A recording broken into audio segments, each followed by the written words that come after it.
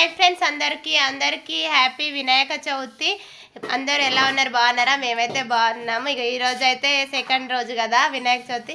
ఈరోజు వినాయకుడిని తీసాము మేము. ఇంకెందుకంటే నేను మళ్ళీ సిటీకి వస్తా కదా, అందుకనే ఈరోజు వినాయకుడిని తీసిన. పూజ అయితే కంప్లీట్ అయింది ఇప్పుడే.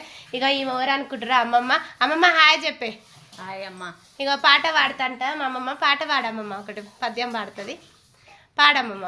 గంగ మీ స్థిరాన కడతేరుదామన్న చన్నీళ్ళ బాధలకు ఓర్వలేను, కపమాసరించి సార్గతమందుదామన్న ఒక గడియనైన మనసు నిల్పలేను, తీర్థయాత్రలు తిరిగి తెలివి చెందుదామన్న నడవగ నా చేత గాదు ఇనుమ, ఇట్టి కష్టంబులకు నేను ఓర్వలేను అచట నా ప్రియ సహోదరా.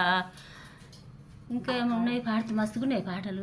ఇంకా కొంచెం గుర్తుకొస్తలేదంట. అప్పుడైతే బాగా వాడుతుండేది. ఇంకా హిందీ గుజరాత్లో కూడా బాగా వాడుతుండేది.